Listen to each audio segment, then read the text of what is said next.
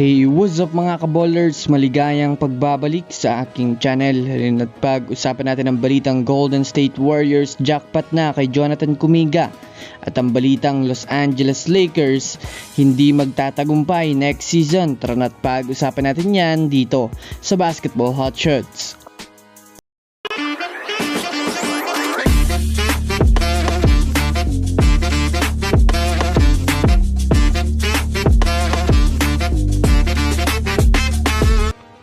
Una nga muna tayong dumako mga kaballers sa balita patungkol sa prediksyon ng mga NBA analysts sa kasalukuyang lineup ng Lakers.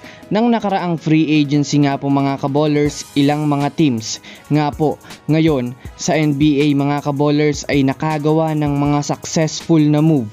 Ngunit iba nga po mga kaballers ang Los Angeles Lakers dahil sila lang nga po ngayon ang mayroong hindi magandang resulta sa free agency. Bukod sa nabawasan nga po sila mga kaballers na mga players ay wala man lang nga po mga kaballers sa kanilang nag-improve ngayong off-season.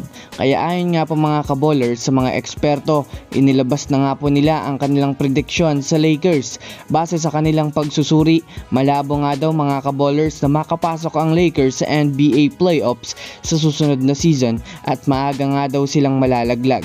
Ito ay marahil gasgas na nga daw mga kaballers ang kanilang rotation at hindi man lang nag-i-improve. Bukod pa dyan, iilan din ang walang tiwala sa kanilang bagong head coach na si JJ Redick. Well, kung susumadayan nga natin mga kaballers, isa lang naman nga po yung prediction at hindi naman nga po ito mga kaballers ang basehan ng kanilang kampanya sa liga. Wala pa naman nga pong eksperto ang nakakaalam sa mga gagawin ng Lakers next season.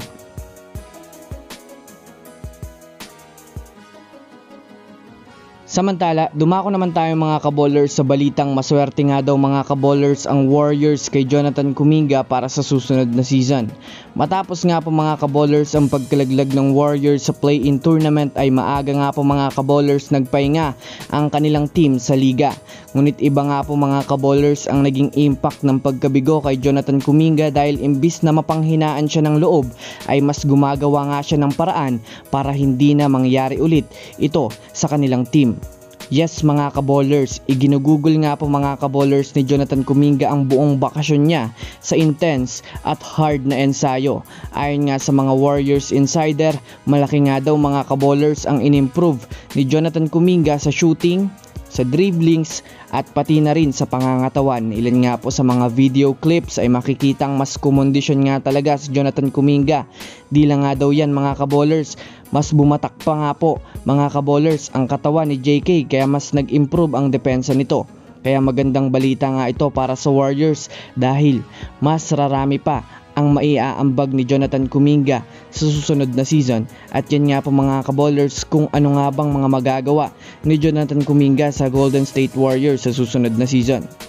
Nga pala mga kaballers, si Jonathan Kuminga na rin nga po mga kaballers ang mayroong mataas na potensyal na maging starting forward ng Golden State Warriors. Kaya good news din ito para sa kanya.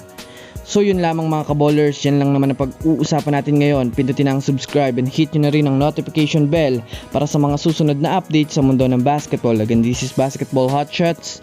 Thanks for watching.